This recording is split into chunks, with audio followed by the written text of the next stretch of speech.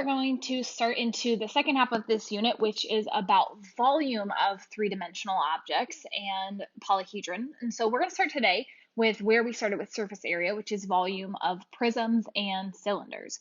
So as we get started, we're going to use this loaf of bread to get started thinking about volume. And you might have thought as you open up these notes, why in the world is there a loaf of bread? Well, as we get thinking about volume, what a loaf of bread illustrates really well is this idea of a three-dimensional solid that has been sliced into cross sections. And so if we think about a loaf of bread the way we see it, before maybe you've been baking bread during this time, and when you have it, a pre-sliced loaf, it's got a certain volume, it's got a certain space within it, it's taken up by all that bread. But we could also break it down into little thin pieces and we could cut it into slices. So for example, this loaf of bread here is really made up of, probably we could guess maybe that's about 12 slices. I think often they have 12 to 20 slices in there. And so this loaf of bread is, if we wanted to figure out the volume of the total loaf, but we didn't quite know how to do that, well, if I think about cutting a piece really small, and we think about this kind of like a rectangle, think about it like a rectangular prism. I guess this is more like a square. Let me redraw that. Well, this is my cross section of one of these pieces of bread, and I know how to find the area of a rectangle. Maybe let's say that my loaf of bread was 4 inches long and 3 inches tall. That would mean this very thin slice would have an area of 12 square inches. And then maybe let's say that I had 20 slices, each maybe 1 inch thick. Then I could multiply 12 inches per loaf times or per slice by 20 to figure out the volume of this was 240, and then I've multiplied inches 3 times 240 cubic inches. So really what happens with volume, let's go back down to our shapes now, is we really want to think about the base, those parallel bases and those cross sections. What ends up happening is that all the space, the volume inside of a figure, and if you're not sure what the volume is, it's if you were to fill up the space inside the boundary lines of that, how much water, sand, item would it take to fill that up? Really what it is it is going to come out to be the area of whatever our base is. In this example here, it's a triangle, and then times however tall the height of this prism is. Think about, we're stacking triangles on top of each other, and we're multiplying by how many triangles we've stacked all the way up to the top. And so when we refer to h in this, remember that h is the height of the prism itself, from triangle on the bottom to triangle on the top, or any base you have. And so what happens is the area of this triangle, we're going to say that area is capital B for the area of the base. And so what happens is the volume comes out to be the area of the base times the height. So we take that area, we count it up the sides for how many we have, stack them, multiply by our height, and that gives us the volume of this prism. So you'll find volume formulas come out to be a little more compact, a little simpler than surface area formulas because there's less pieces involved. So that's a prism. Let's go down to the cylinder and then we'll look at an example. So for the volume of a cylinder, think of the fact that a cylinder is a prism. It is a type of prism, but it has a circle as a base. And so for the circle, if the circular base has a radius of r, well then for this capital B, I actually know what that formula is. For the other shapes, because a prism can have any type of shape as a base, we keep it really general, but since a cylinder has to have a circular base and the radius is r, that makes the area of the base come out to be pi r squared. So if we replace that in the place for B, that gives us a formula here that the volume of a cylinder is pi r squared times h, or times the height, which is pi r squared h. And that is the volume of the cylinder. If instead you just want to remember volume of a prism, and then just work with B being a circle, giving us that area formula of pi r squared. Let's look at an example here. So one thing before we move forward is this note right here. When I talk about a cross section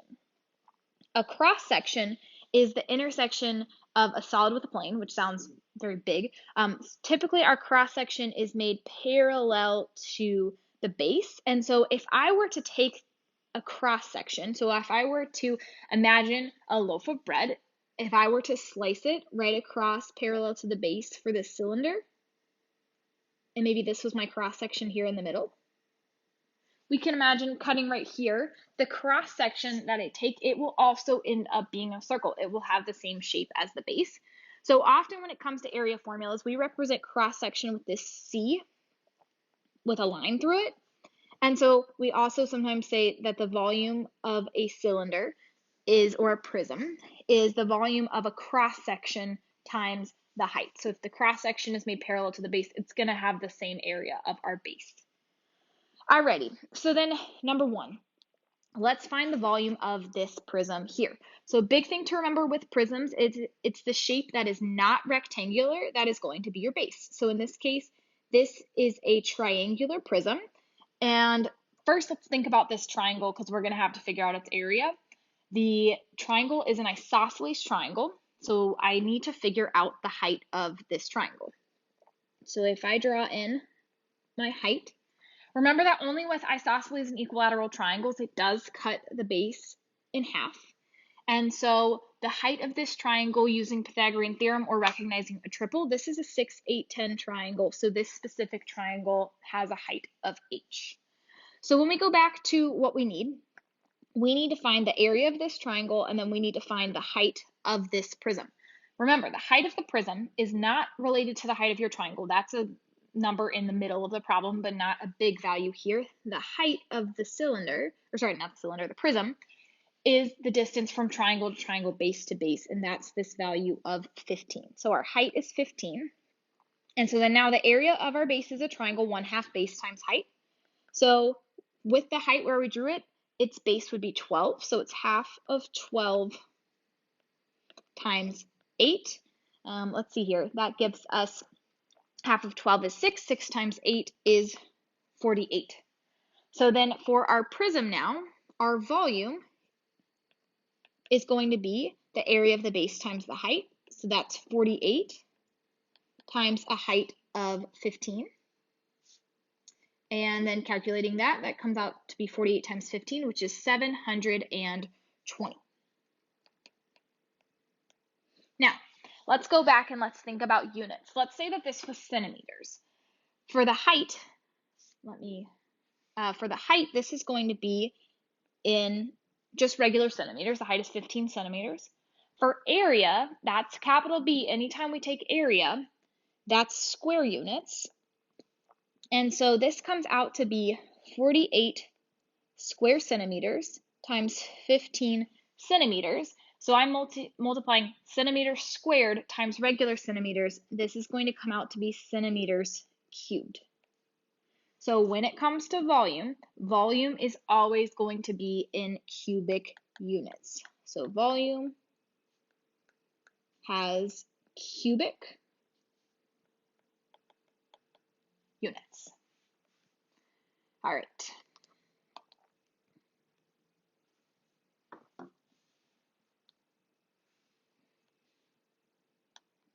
All right, let's look at another one. Let's jump down to the cylinder, and then we'll come back up to this fun guy here. Okay, for the cylinder, find the total surface area and volume of the cylinder. Let's start with surface area as a nice review here. So for surface area, remember that we have two parts. We have the bases, and then we have the lateral area. For the lateral area, it's the circumference of the base times the height, the circumference being 2 pi r times the height of h. So let's see here. That's 2 pi times 6 times a height of 12. So that gives us 12 times 12. So that should give us a lateral area of 144 pi. And then the area of this base is pi r squared. That's 9 pi. So then our surface area is going to be 144 pi. That's the lateral area. And then we have two bases. So 2 of 9 pi, that's plus 18 pi. And then that would be equal to, it looks like that would make it 162 pi. And they didn't give us units here, so we'll just say square units to remember this. So we get a total surface area of 162 pi. All right, so then now, remember for volume, volume is the area of the base times the height. Now, the capital B is the same for surface area as it is for volume. The area of this circle is 9 pi. So we've actually done a lot of the work here. The height is 12, the distance between our two bases. So our volume is going to be 9 pi times 12. 9 times 12 is 108, so that gives us a volume of 108 pi. And then the units here are cubic units. So it's U cubed, or you could write it as CU units. Just like we write square units, you can write CU or you can write out cubic. All right, so that's our volume, and that is our surface area. So next up, we're going to go back to this number 2 here. Find the volume of this right prism. Now, you might look at this and you might think, what in the world are we supposed to be doing here? This is a complicated shape. There are a couple of methods that we can do with this one here, and I'm going to show you both of them. What I want you to remember is that volume is the area of our base times our height, or the area of our cross section. And in this case, our base, or any cross section we took to the parallel sides, is going to be this kind of funny upside down T-shaped figure here.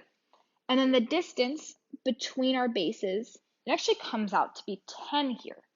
And so we can take this shape, figure out its area, and then multiply by that height of 10. So let's start there and let's see how that works. I'm going to go ahead and draw this shape off to the side here a little bit. And we're going to make a couple of assumptions. So this is 7 across the bottom. And then this height is 4. Looking on the other side, they tell us this is 5 and this is 2. So we're going to assume that the top shape is a rectangle. So I would also know this is 5. And as I think about this, I'm going to divide this into 2 rectangles. And so if I think about the area, 7 times 4 gives this bottom area rectangle an area of 28. This top rectangle an area of 2 times 5, which is 10. So that makes the area of this base comes out to be 10 plus 28, which is 38 square units. And we have a height of 10. So now this shape seems complicated, but we're actually almost done finding its volume.